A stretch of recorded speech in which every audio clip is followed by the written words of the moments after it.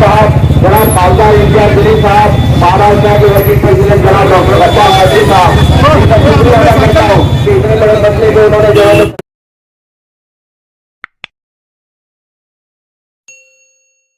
जब लोग रोजी रोटी के लिए, अपना पेट भरने के लिए, अपना कारोबार करने के लिए घरों के बाहर निकलेंगे तो पेट्रोल डीजल 70 हो, 80 हो, 90 हो, 100 रुपये हो, लोगों की मजबूरी का फायदा उठाना ये इस बात की गवाही देता है कि आज पेट्रोल और डीजल के जो भाव बढ़ाए गए हैं और खामोश तमाशाई बनकर सरकार देख रही है, जबकि ये जानती है अच्छी तरह से कि आज लोग किस मुश्किल दौर से गुजर रहे हैं। राजस्थान का एक शहर है जहां पर आज का पेट्रोल की जो कीमत है वो 108 रुपये है। कई ऐसे शहर हैं कि जहां पर डीजल और पेट्रोल 100 रुपये क्रॉस कर चुका है। और जब 100 रुपये आया तो हमको भी एहसास हुआ कि मोदी जी कभी छोटा सोचते नहीं है, बड़ा सोचते हैं। और मोदी जी है तो मुमकिन है ये जो नारा उन्होंने दिए थे वो सही साबित हो रहा है। आज देश भर में लोगों को इसके खिलाफ खड़े रहने की जरूरत है। वो इसलिए कि अगर हम बाकी दूसरी चीजों की कीमतें अगर नहीं बढ़ाते हैं, अगर सब्जी तरकारी नहीं बढ़ाते हैं, हम तेल की कीमत नहीं बढ़ाते हैं, अगर खाने के अनाज की कीमतें अगर नहीं बढ़ाते हैं और महज सिर्फ पेट्रोल और डीजल की कीमत अगर हम बढ़ाते हैं तो इसका सीधा असर उन तमाम रोजमर्रा की कीमतों के ऊपर पड़ता है जो इनडायरेक्टली तरीके से सरकार ये करती है कि हम 50 चीजों की कीमतें बढ़ाने से बेहतर है कि पेट्रोल और डीजल की कीमत बढ़ा दो, खुद ब खुद दूसरी चीजों की कीमतें बढ़ जाएगी। आज इसके खिलाफ जमकर सभी लोगों ने विरोध करना चाहिए, क्योंकि मुश्किल की मार एक राजनीतिक पार्टी या एक जाति, धर्म या एक मजहब के लोग नहीं सह रहे हैं। आज एक शुरुआत हुई है कि हमने अपनी नाराजगी बताई डिविजनल कमिश्नर ऑफिस पे।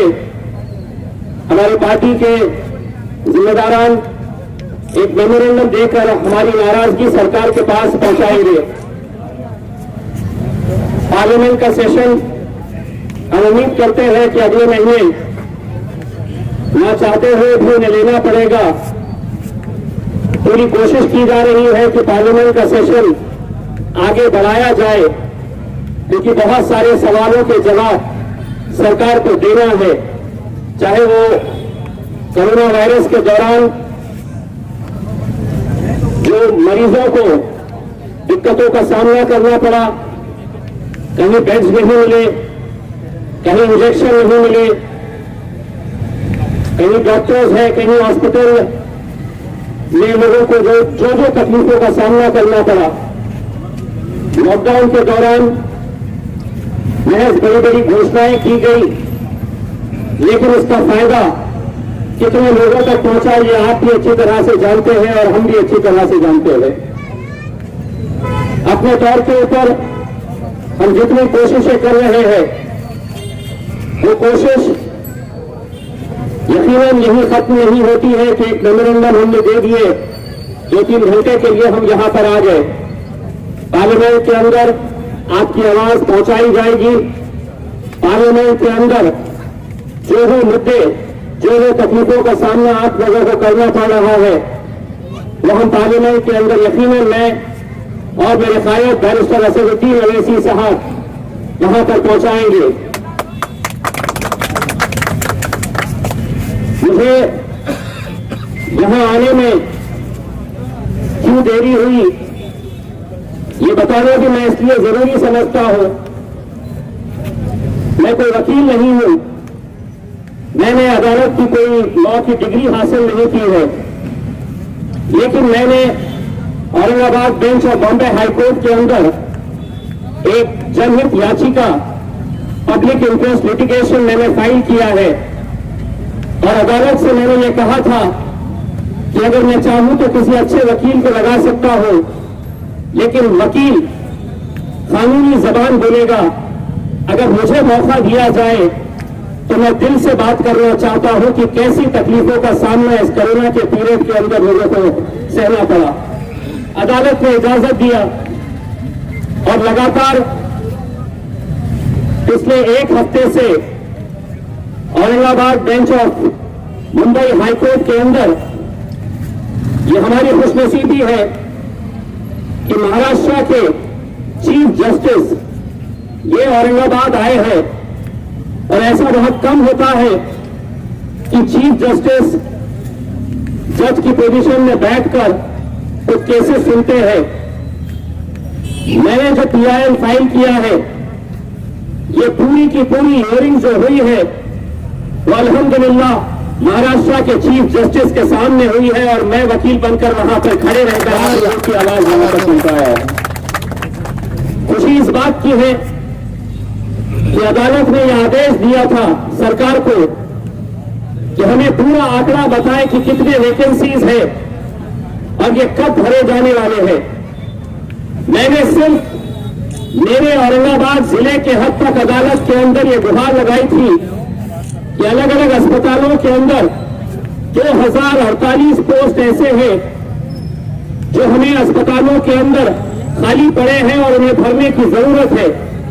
चाहे फिर घाटी हॉस्पिटल के अंदर 800 से ज्यादा पोस्ट हो, सुपर स्पेशलिटी बिल्डिंग के अंदर करीब 300 से ज्यादा पोस्ट है, ग्रामीण इलाकों के अंदर करीब 350 पोस्ट है। ऐसे कुल मिलाकर 2048 पोस्ट भरना बहुत जरूरी है। लेकिन अदालत को जब हमने ये बातें सामने रखी कि ये पोस्ट नहीं भरने की वजह से कितने गरीब पेशेंटों को अपनी जान गंवानी पड़ी, उन्हें सही तरीके से इलाज नहीं मिल सका, तब अदालत ने इसकी गंभीरता से लेते हुए सरकार को यह आदेश दिया कि इम्तियाज जलील की जो PIL है ये सिर्फ औरंगाबाद के हद तक है, लेकिन हम इसको बढ़ाते हुए अब सिर्फ औरंगाबाद नहीं, इसी PIL के जरिए पूरे महाराष्ट्र के हॉस्पिटल्स जितने भी है, वो पूरे महाराष्ट्र के हॉस्पिटल्स के अंदर कितने पोस्ट है और उन्हें कब और कैसे भरे जाएंगे, इसका पूरा डिटेल सरकार से मांगा। मैं अभी इसी एक हियरिंग के जरिए जब आया तो महाराष्ट्र सरकार की तरफ से पूरे महाराष्ट्र के अंदर कितनी पोस्ट खाली है, ये पोस्ट का ब्यौरा एडवोकेट जनरल ने महाराष्ट्र की सरकार की तरफ से अदालत के सामने रखा। लेकिन अदालत ने यह नाराजगी जताई कि पोस्ट कितनी खाली है ये तो आपने बता दिए, लेकिन भरेंगे कब, इसके बारे में पूरी जानकारी दे। 29 तारीख के दिन 29 जून को महाराष्ट्र सरकार को यह आदेशित किया गया है कि पूरा एक चार्ट बनाया जाए और उस चार्ट के अंदर पोस्ट कितनी खाली है और कब भरी जाएंगी, ये पूरा तख्ता अदालत के सामने पेश करने का हुक्म दिया है।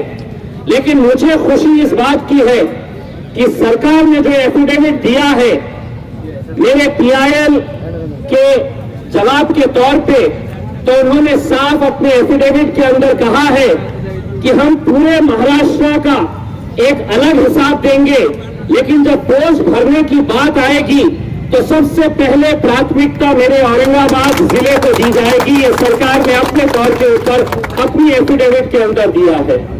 तो यकीनन इससे बहुत सारे लोगों को फायदा होगा। और सिर्फ यही बात नहीं, आज जो पेट्रोल की कीमतों की बात हो रही है या दूसरे, आप अगर देखेंगे तो खामोशी से अनाज की कीमतें भी बढ़ा दी गई है, दाल की कीमत बढ़ा दी गई है, तेल की कीमत बढ़ा दी गई है, क्योंकि सरकार को मालूम है कि अब लोग निकलेंगे, घरों के बाहर आएंगे, कहीं ना कहीं अपनी रोजी रोटी कमाएंगे, जो पैसे उनके जेब में आएंगे तो उस जेब के अंदर कैसे डाका डाला जाए, ये सरकार ने एक साजिश के तहत ये सब किया है। हम तो चाहेंगे कि इस मुद्दे के ऊपर तमाम राजनीतिक पार्टी एक साथ मिलकर आए और सरकार से ये जवाब दे। ऐसा नहीं है कि आज एमआईएम वाले यहाँ पर खड़े हैं तो हमें महंगा पेट्रोल मिल रहा है। भारतीय जनता पार्टी के और मोदी जी के जो भक्त हैं वो भी दिल के अंदर किसको गाली दे रहे हैं हमको पता है, लेकिन वो खुला बोल नहीं सकते हैं। तो हमारे कंधे के ऊपर बंदूक रख के चलाई जा रही है कि आप गालियां दो, आप रोड के ऊपर आओ और फायदा मिलेगा तो इसका फायदा हम भी उठा लेंगे। बस मैं यही आप लोगों से कहना चाहता हूं कि ये आंदोलन, ये लड़ाई हमारी इसी तरह जारी रहेगी। मैं हमारे पार्टी के सीनियर कायद डॉक्टर गफ्फार कादरी साहब, हमारे जिला अध्यक्ष हमारे समीर भाई, शहर अध्यक्ष शारिक साहब, सीनियर मेंबर नासिर सिद्दीकी साहब, गंगाधर ढगे साहब और तमाम लोगों से ये अपील करना चाहूंगा कि हमको अपना हक लेने के लिए अब सिर्फ निवेदन से काम नहीं चलेगा, हमको सड़कों के ऊपर उतरना पड़ेगा। और सिर्फ पेट्रोल के लिए ही नहीं, मैं तमाम जिम्मेदारों से ये अपील करना चाहूंगा कि कई ऐसे इलाके हैं कि जहां पर आज पानी की बहुत ज्यादा तकलीफें हो रही है। अगला आंदोलन महानगर पालिका के सामने पानी के लिए किया जाए, ये मैं हमारे पार्टी के तमाम जिम्मेदारों से अपील करना चाहूंगा ताकि लोगों को पानी मुहैया करा सके। जहां पर पानी मिल रहा है तो वहां पर खराब पानी आ रहा है और जहां पर कई ऐसे इलाके हैं कि जहां पर वो पानी भी नसीब नहीं हो रहा है। इसीलिए पानी के लिए भी एक आंदोलन छेड़ने की जरूरत है। मैं पार्टी के तमाम जिम्मेदारों का तहे दिल से शुक्रिया अदा करता हूं कि उन्होंने आज इस आंदोलन को कामयाब किया है और आगे इसी तरह से अलग अलग जो लोगों के मुद्दे रहेंगे उसके लिए मजलिस इत्तेहाद उल मुस्लिमीन हमेशा आएगी, सड़कों के ऊपर लड़ेगी और सड़कों के ऊपर लड़कर हम लोगों के मसले और मसाइल को हल करने की पूरी कोशिश करेंगे। बहुत बहुत शुक्रिया।